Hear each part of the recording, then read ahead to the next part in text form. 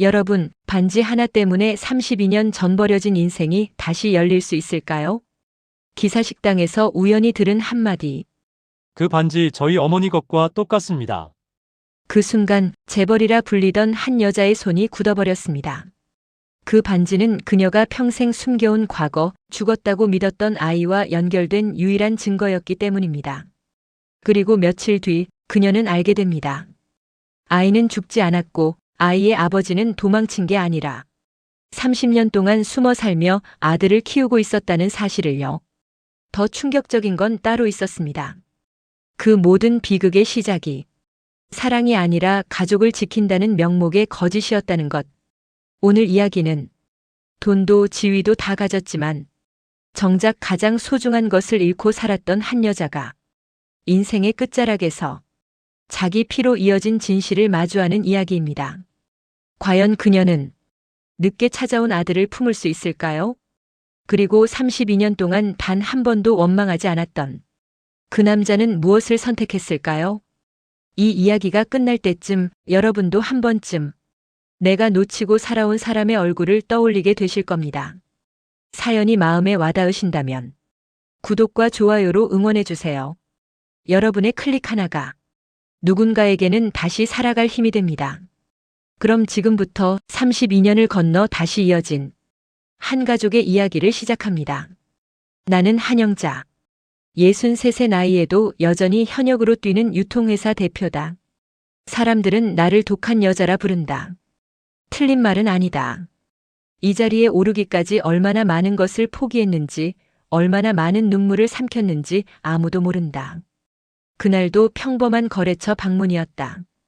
오전 회의를 마치고 지방 공장을 돌아보다가 점심시간이 되었다.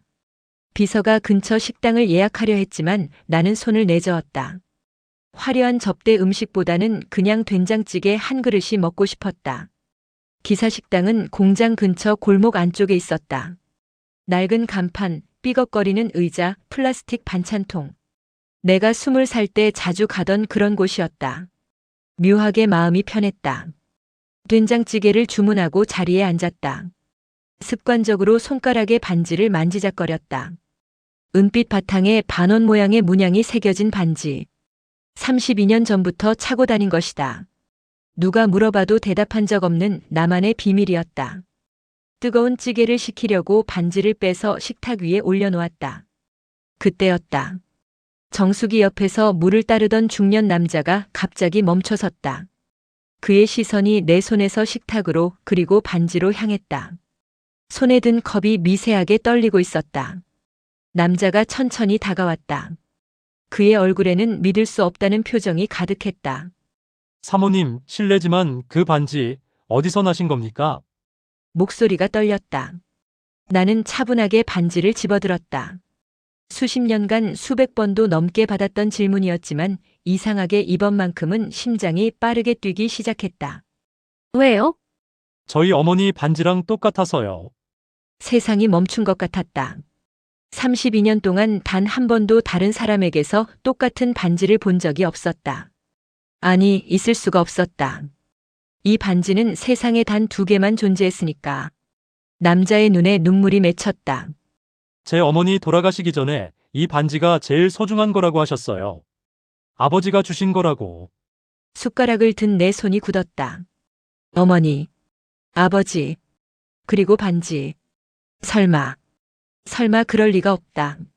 하지만 내 가슴 깊은 곳에서 무언가가 요동치기 시작했다. 32년 전 묻어버렸다고 생각했던 기억들이 파도처럼 밀려왔다. 어머니 성함이 어떻게 되시나요? 내 목소리도 떨리고 있었다. 남자는 잠시 망설이다가 대답했다. 박윤희입니다. 윤희.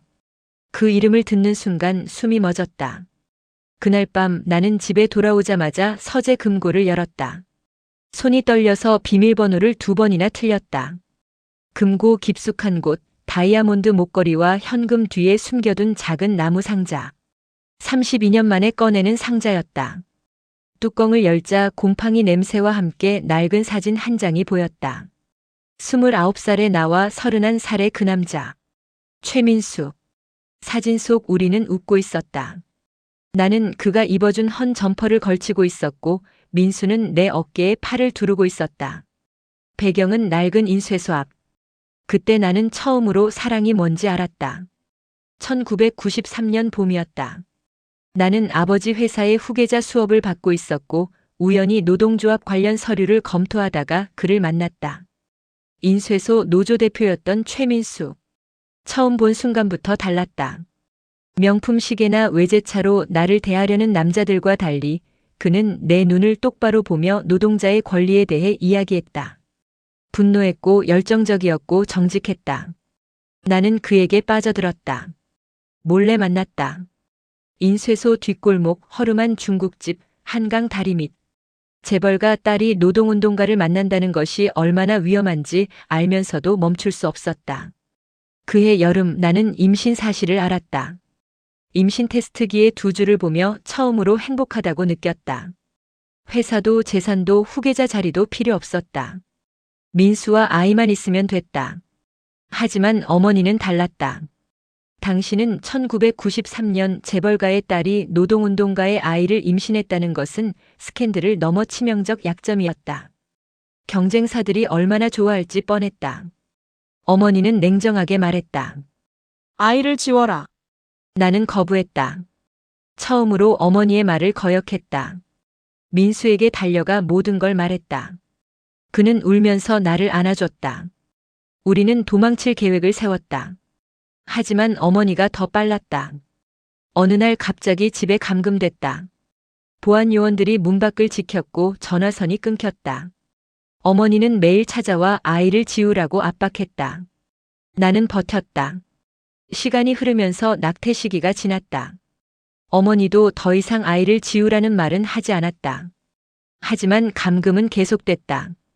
봄이 여름으로 여름이 가을로 바뀌었다. 창문 밖으로 계절이 바뀌는 걸 보며 나는 혼자 뱃속 아이와 대화했다. 민수를 닮았으면 좋겠다고 건강하게만 태어나달라고. 감금 생활은 고통스러웠지만 뱃속 아이가 움직일 때마다 견딜 수 있었다. 그렇게 몇 달이 흘렀다. 배가 점점 불러왔고 만삭이 되었다. 걷기도 힘들 정도였다. 어느 날 새벽 진통이 시작됐다. 어머니의 주치의가 운영하는 병원으로 급히 옮겨졌다. 출산 과정은 지옥이었다. 20시간 넘게 진통을 겪었고 의식이 흐려졌다 돌아왔다를 반복했다. 그리고 마침내 아기 울음소리가 들렸다. 희미하게 아주 희미하게. 분명히 들었다. 제 아기 보여주세요. 하지만 의사는 고개를 저었다. 간호사들이 급하게 아기를 들고 나갔다. 나는 소리쳤다. 보여달라고 안아보게 해달라고. 하지만 아무도 대답하지 않았다. 그리고 얼마 후 의사가 침통한 표정으로 말했다.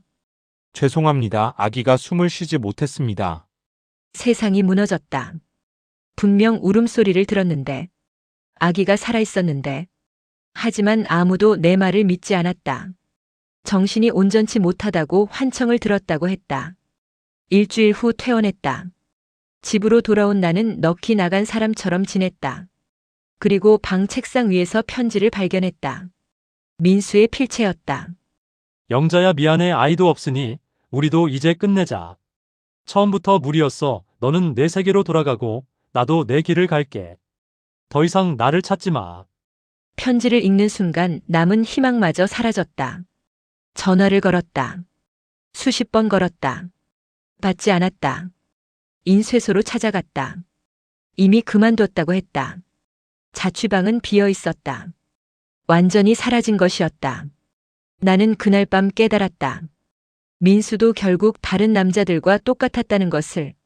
아이가 사라지니 나도 버린 것이다. 32년이 지난 지금도 그 배신감은 가슴 깊은 곳에 생생하게 남아있다. 나는 그날 이후 변했다. 민수를 찾는 것도 아이를 그리워하는 것도 멈췄다. 어머니가 옳았다. 사랑 같은 건 환상이었다. 재벌가 딸이라는 타이틀이 필요했던 거고 그게 사라지니 나도 버린 것이다. 회사 일에 미친 듯이 매달렸다. 감정을 죽였다. 사람을 믿지 않았다. 거래는 하되 관계는 만들지 않았다. 5년 후 아버지가 돌아가시고 나는 34살에 회사를 물려받았다. 여자 CEO라는 이유로 무시하는 사람들이 많았다.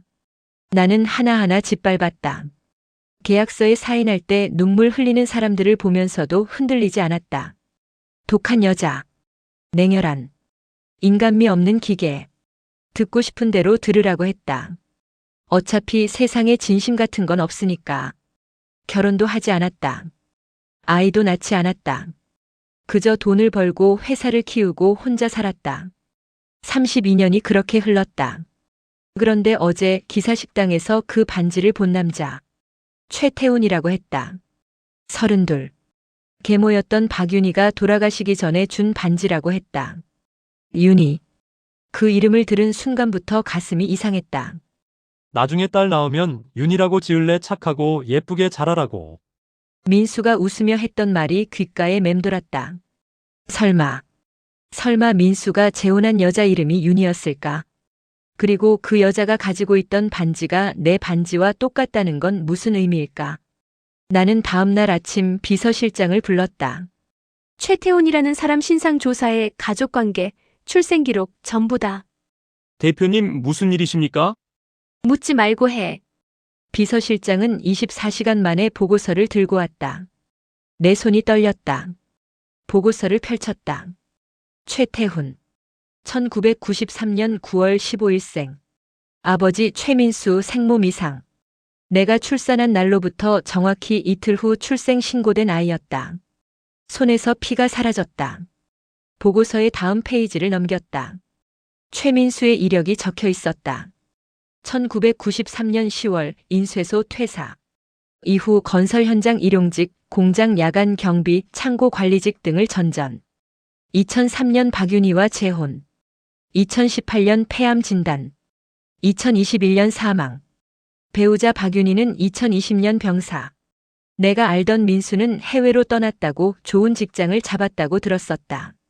어머니가 그렇게 말했었다. 그 남자 캐나다 갔어. 새 삶 시작했대. 거짓말이었다. 민수는 떠나지 않았다. 30년 가까이 힘든 일을 하며 혼자 아이를 키우다가 아이가 10살 때 재혼했다. 그 여자 이름이 윤희. 민수가 좋아했던 그 이름. 나는 그 순간 깨달았다. 편지도 민수의 실종도 모든 것이 어머니의 각본이었다는 것을. 비서실장에게 지시했다. 1993년 당시 나를 담당했던 의사 찾아, 그리고 그 병원 간호사 명단 전부. 대표님, 그 병원은 20년 전에 폐업했습니다. 상관없어. 당시 근무했던 사람들 전부 찾아내. 이틀 후 한 명의 전직 간호사를 찾았다. 75살의 박순자. 지금은 요양병원에서 말기 암 투병 중이었다. 나는 직접 찾아갔다. 개인 병실, 산소호흡기를 끼고 누워있는 노인. 내가 들어서자 그녀의 눈이 커졌다. 한영자 사모님, 32년 전 기억나십니까? 노인은 천천히 고개를 끄덕였다. 그리고 눈물을 흘리기 시작했다. 죄송합니다. 정말 죄송합니다. 무엇이 죄송한 겁니까? 그 아기 죽지 않았어요. 세상이 멈췄다. 뭐라고 하셨습니까? 노인은 떨리는 목소리로 말을 이었다.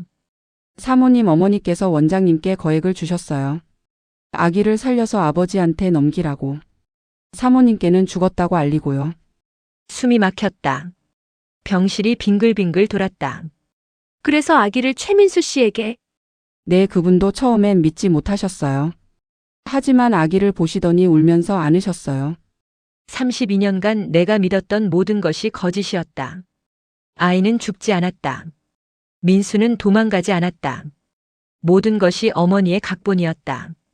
나는 병실 의자에 주저앉았다. 다리에 힘이 풀렸다. 32년간 믿었던 모든 것이 무너지는 순간이었다. 더 말씀해주세요. 전부 다. 노인 박순자는 산소호흡기를 고쳐 쓰고 천천히 말을 이었다. 그날 밤 병원에서 무슨 일이 있었는지, 내가 의식을 잃은 사이 어떤 거래가 오갔는지, 어머니는 출산 일주일 전부터 이미 계획을 세우고 있었다. 원장과 비밀 계약을 맺었다. 아기가 태어나면 즉시 격리하고 딸에게는 사산되었다고 알릴 것. 그리고 아기는 아버지에게 넘길 것. 거액의 돈이 오갔다. 원장뿐 아니라 그날 당직이었던 의사, 간호사 3명 모두 입을 막았다. 출산 당일 나는 20시간 넘게 진통을 겪었다. 의식이 흐려진 상태에서 아기가 나왔다. 분명 울음소리가 들렸다. 하지만 의료진은 재빨리 아기를 데리고 나갔고 내게는 산소 마스크를 씌웠다. 정신을 차렸을 때는 이미 모든 게 끝난 후였다.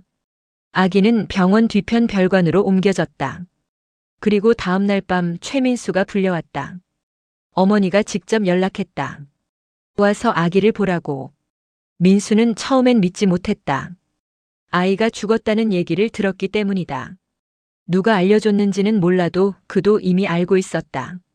하지만 아기를 보는 순간 무너졌다. 작은 손, 작은 발, 자신을 닮은 얼굴. 울면서 안았다고 했다. 그리고 어머니와 마주했다. 그 자리에서 조건이 제시됐다. 아이를 데려가도 좋다 하지만 조건이 있다. 한영자라는 이름은 평생 아이 앞에서 꺼내지 마라. 만나려 하지도 마라. 접근하면 법적 조치를 취하겠다. 그리고 영자에게 이별 편지를 써라. 민수는 거부했다. 하지만 어머니는 차갑게 말했다. 선택해라. 아이를 데려가든지 아니면 아이를 입양 보내든지. 영자는 절대 아이를 키울 수 없다. 민수는 결국 서약서에 사인했다. 그리고 어머니가 불러준 대로 편지를 썼다. 영자야, 미안해. 아이도 없으니 우리도 끝내자. 민수의 필체였지만 민수의 말이 아니었다. 어머니의 각본이었다. 다음 날 민수는 아기를 안고 병원을 나갔다. 갓 태어난 아기와 단둘이. 인쇄소도 그만뒀다. 어머니의 압력이었다. 민수를 감시하는 사람들이 붙었다. 몇 년간 계속됐다. 혹시라도 내게 접근하지 못하도록. 민수는 견뎠다. 온갖 힘든 일을 하며 아이를 키웠다. 건설 현장, 경비직, 창고 관리. 낮과 밤을 가리지 않고 일했다. 아이를 어린이집에 맡기고 밤늦게 데리러 가고 혼자 밥 먹이고 재우고. 그렇게 10년을 버텼다. 그리고 박윤희를 만났다. 식당에서 일하던 여자였다. 태훈을 데리고 밥 먹으러 온 민수를 보고 먼저 말을 걸었다고 한다. 혼자 아이 키우는 게 얼마나 힘든지 아냐고. 자기가 도와주겠다고. 그렇게 재혼했다. 윤희는 태훈을 친자식처럼 키웠다. 민수는 죽는 순간까지 나를 원망하지 않았다. 윤희에게도 태훈에게도 한 번도 내 욕을 하지 않았다. 그저 어쩔 수 없었던 일이라고 모두가 피해자였다고 말했다. 노인의 이야기를 듣는 내내 눈물이 흘렀다. 주체할 수 없이 쏟아졌다. 32년간 참았던 눈물이 한꺼번에 터져나왔다. 그분이 마지막으로 하신 말이 있어요. 노인이 떨리는 목소리로 말했다. 영자가 행복했으면 좋겠다고. 자기 때문에 평생 상처받고 살았을 텐데 이제는 웃으며 살았으면 좋겠다고. 나는 소리내 울었다. 병실에서 낯선 노인 앞에서 63년 인생 처음으로 목 놓아 울었다.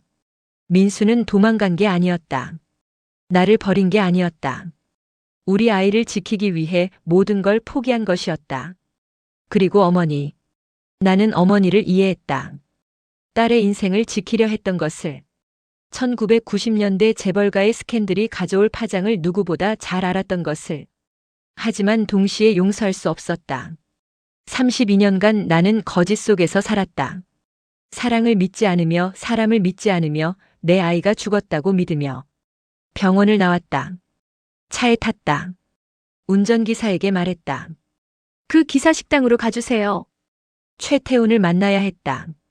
내 아들을. 32년 만에 찾은 내 아이를. 기사식당 앞에 차가 멈췄다. 저녁 7시 식사 시간이라 불이 환하게 켜져 있었다. 나는 차에서 내렸다.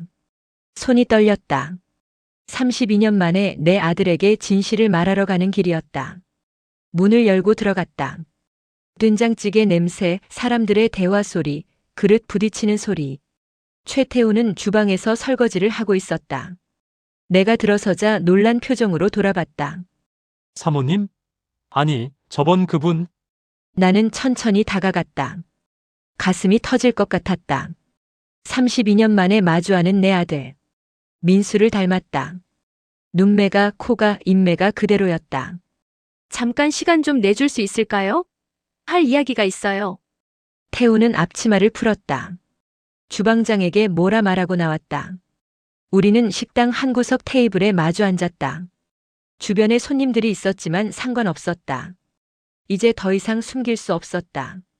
지난번 반지 얘기 기억하시죠? 그 반지에 대해 그리고 당신 아버지에 대해 할 말이 있어요. 나는 심호흡을 했다. 그리고 시작했다. 32년 전의 이야기를. 1992년 겨울 인쇄소에서 만난 남자. 사랑에 빠진 것. 임신. 어머니의 반대. 감금. 출산. 그리고 거짓말. 태우는 말없이 들었다. 표정이 굳어갔다. 믿을 수 없다는 듯 하지만 부정할 수 없다는 듯. 병원 기록을 조사했어요. 그리고 당시 간호사를 만났어요. 당신 아버지 최민수 씨는 나를 버린 게 아니었어요. 우리 아이를 당신을 지키기 위해 모든 걸 포기한 거였어요. 내 목소리가 떨렸다. 눈물이 또 흘렀다. 당신 출생일이 1993년 9월 15일이죠. 내가 출산한 날로부터 이틀 후에요. 생모미상으로 등록되어 있을 거예요.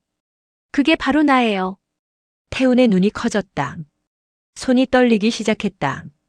그러니까 저를 당신은 내 아들이에요. 32년 전에 잃었다고 생각했던, 하지만 실은 살아있었던 내 아이. 식당이 조용해졌다. 아니, 원래 시끄러웠는지도 모르겠다. 내 귀에는 아무것도 들리지 않았다. 태훈의 숨소리만 들렸다. 그럼 아버지는 당신 아버지는 영웅이었어요. 갓난아기를 안고 혼자서 온갖 힘든 일을 하며 당신을 키웠어요. 내 어머니의 감시를 받으면서도 협박을 당하면서도 당신을 포기하지 않았어요. 태훈은 고개를 숙였다. 어깨가 떨렸다. 울고 있었다. 아버지가 그렇게 나도 울었다. 둘이서 한참을 울었다. 식당 주인이 걱정스럽게 쳐다봤지만 상관없었다. 한참 후 태훈이 주머니에서 천주머니를 꺼냈다. 지난번 봤던 그것. 그 안에서 낡은 은반지가 나왔다. 반으로 잘린 원형 문양. 내 반지와 똑같은 모양. 엄마가 돌아가시기 전에 주셨어요. 아버지가 엄마한테 주신 거였는데 언젠가 똑같은 반지를 한 사람을 만나면 그분이 특별한 사람이라고 하셨대요. 나는 떨리는 손으로 내 반지를 빼서 식탁 위에 놓았다. 태훈도 자신의 반지를 내 옆에 놓았다. 두 반쪽의 원이 천천히 맞물렸다. 완벽한 원이 되었다. 32년 만에 완성된 원. 어머니, 태훈이 처음으로 나를 그렇게 불렀다. 그 한마디에 32년간의 그리움이, 후회가, 아픔이 모두 담겨 있었다. 어머니 아버지는 평생 어머니 욕을 한 번도 안 하셨어요. 힘들 때도, 아플 때도, 돌아가실 때도. 오히려 그분이 행복하길 바란다고 하셨어요.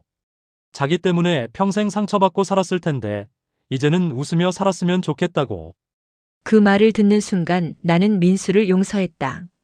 아니, 용서할 게 없었다. 그는 아무 잘못도 하지 않았다. 오히려 나보다 훨씬 더 큰 고통을 견뎌냈다. 나는 회사를 키우고 돈을 벌며 살았지만 민수는 매일 생존을 위해 싸워야 했다. 미안해, 정말 미안해. 내가 할 수 있는 말은 그것뿐이었다. 32년 동안 함께하지 못한 것. 첫걸음도 첫말도 입학식도 졸업식도 아무것도 함께하지 못한 것. 태우는 고개를 저었다. 아니에요. 저는 원망 안 해요. 그리고 웃었다. 민수를 닮은 그 웃음으로. 그날 저녁 우리는 오랫동안 이야기를 나눴다. 태훈이 살아온 32년에 대해. 나는 듣고 또 들었다. 내가 놓친 모든 순간들을. 태훈은 어린 시절 대부분을 어린이집과 학원 사이를 오가며 보냈다. 아버지는 항상 일했다. 낮에는 건설 현장, 밤에는 경비일. 주말에는 대리운전. 태훈은 혼자 밥을 먹고 혼자 숙제하고 혼자 잠들었다. 가끔 아버지가 일찍 들어오면 라면을 끓여줬다.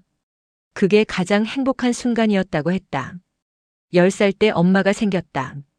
박윤희. 식당에서 일하던 따뜻한 여자였다. 처음으로 누군가 학교에 데려다주고 밥을 차려주고 재워줬다. 태우는 그때부터 웃기 시작했다. 엄마라는 존재가 얼마나 소중한지 알았다. 하지만 여전히 가난했다. 중학교 때는 신문 배달을 했다. 고등학교 때는 편의점 야간 알바를 했다. 대학에 합격했지만 1년 다니다 그만뒀다. 아버지가 공사장에서 떨어져 다쳤다. 산재 처리도 안 됐다. 병원비를 누군가 내야 했다. 그때부터 태훈이 가장이 됐다. 21살. 건설 현장 관리직으로 일하기 시작했다. 아버지를 부양하고 엄마를 도왔다. 그렇게 10년을 버텼다. 그러다 엄마가 암 진단을 받았다. 2년 후 돌아가셨다. 다음 해 아버지도 폐암으로 세상을 떠났다. 태우는 담담하게 말했지만 나는 가슴이 찢어지는 것 같았다. 내가 고급 레스토랑에서 식사하고 해외 출장 다니고 수억짜리 계약서에 사인할 때 내 아들은 생계를 위해 싸우고 있었다. 내가 혼자 넓은 집에서 잠들 때 내 아들은 좁은 원룸에서 내일 걱정을 하고 있었다. 미안해, 정말 미안해. 나는 계속 사과했다. 하지만 태우는 고개를 저었다. 어머니 잘못이 아니에요. 어머니도 모르셨잖아요. 하지만 전 행복했어요. 아버지가 있었고, 엄마가 있었고, 가난했지만 사랑은 있었어요. 그 말에 나는 또 울었다. 32년간 나는 무엇을 했는가? 돈을 벌었다. 회사를 키웠다. 하지만 사랑은 없었다. 가족도 없었다. 그저 혼자였다. 태훈아, 처음으로 이름을 불렀다. 나는 엄마 역할을 한 번도 못했어. 32년 동안 내가 어떻게 자랐는지, 뭘 좋아하는지, 무슨 꿈을 꾸는지 아무것도 몰라. 내 첫걸음도 첫말도 졸업식도 아무것도 함께하지 못했어. 태우는 조용히 듣고 있었다. 그래서 지금부터라도 알고 싶어. 너에 대해서 물론 30년을 되돌릴 순 없지만 남은 시간이라도. 어머니, 태훈이 내 말을 끊었다. 저도 알고 싶어요. 어머니에 대해서. 어떤 음식 좋아하시는지, 무슨 영화 보시는지, 쉴 때 뭐 하시는지. 나는 놀랐다. 원망이 아니라 궁금함이었다. 분노가 아니라 관심이었다. 정말 괜찮겠니? 네, 저도 가족이 생긴다는 게 좋아요. 그날 저녁 나는 생전 처음으로 아들과 저녁을 먹었다. 기사식당 된장찌개였다. 맛은 평범했지만 내 인생에서 가장 맛있는 식사였다. 태우는 밥을 먹으면서 이야기했다. 요즘 건축 공부를 다시 하고 싶다고. 대학교 1년 때 정말 재밌었다고. 그래 해. 나는 바로 대답했다. 어머니, 저 이제 32이에요. 그래서 나는 63세 아들 만났는데 늦은 나이는 없어. 태훈이 웃었다. 아버지를 닮은 그 웃음으로. 나도 따라 웃었다. 63년 인생에서 가장 진심으로 웃었다. 나는 회사를 태훈에게 물려주지 않았다. 그것은 선물이 아니라 짐이었으니까. 대신 태훈의 학비를 댔다. 그것뿐이었다. 생활비도 용돈도 주지 않았다. 태훈은 여전히 현장에서 일하며 스스로 벌었다. 나는 그게 옳다고 생각했다. 돈으로 32년을 메울 수는 없었다. 우리는 일주일에 한 번 기사식당에서 만났다. 목요일 저녁 7시. 어김없이 그 자리 그 시간. 처음엔 어색했다. 뭘 물어봐야 할지, 뭘 말해야 할지 몰랐다. 하지만 시간이 지나면서 자연스러워졌다. 태우는 학교 이야기를 했다. 설계 과제가 어렵다고, 교수님이 까다롭다고, 그래도 재밌다고. 나는 회사 이야기를 했다. 신규 사업건, 거래처 문제, 직원들 얘기. 서로의 일상을 나눴다. 평범한 대화였지만 내게는 그게 기적이었다. 3개월쯤 지났을 때 태훈이 물었다. 어머니는 왜 이렇게 혼자 사세요? 습관이야. 32년간 혼자 살았으니까. 외롭지 않으세요? 나는 잠시 생각했다. 외로웠냐고? 그렇다. 평생 외로웠다. 하지만 인정하지 않았었다. 외로웠어, 엄청. 이제는요?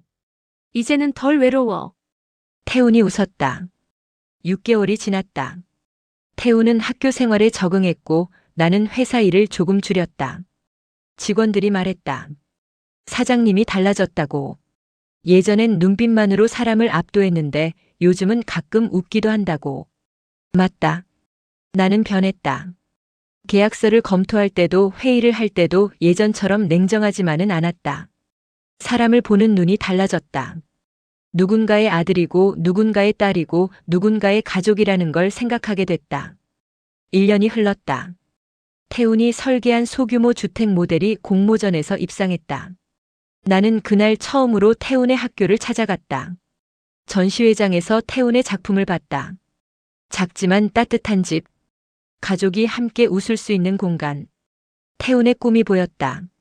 축하해. 어머니, 오셨어요? 당연하지 우리 아들 상 받는데. 태훈이 눈시울을 붉혔다. 나도 울컥했다. 32년 늦었지만 이제라도 함께할 수 있어서 감사했다. 그날 저녁 우리는 기사식당이 아닌 다른 곳에서 식사했다. 태훈이 고른 파스타 집이었다. 비싸지도 화려하지도 않았다. 하지만 편안했다.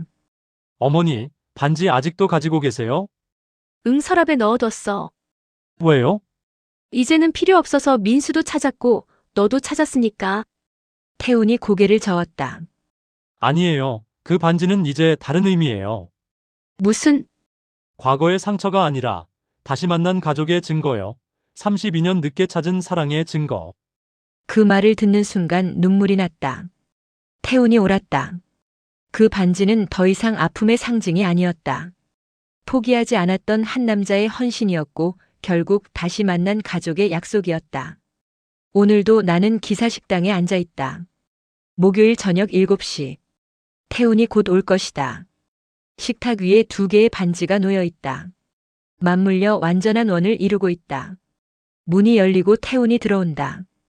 어머니, 오래 기다리셨어요? 나는 웃으며 대답한다. 아니, 방금 왔어. 뭐 먹을래? 된장찌개요. 어머니는요? 나도. 평범한 식당, 평범한 저녁, 평범한 대화. 하지만 내게는 이것이 기적이다. 63년 만에 찾은 진짜 삶이다. 32년간 거짓 속에 살았던 한 여자. 죽은 줄 알았던 아이가 살아있었고 도망간 줄 알았던 남자는 평생 아이를 지키고 있었습니다. 늦었지만 다시 만났습니다. 세상에 늦은 사랑은 없습니다. 이 이야기가 마음에 와닿으셨다면 좋아요와 구독 부탁드립니다. 여러분의 응원이 더 좋은 이야기를 만드는 힘이 됩니다. 감사합니다.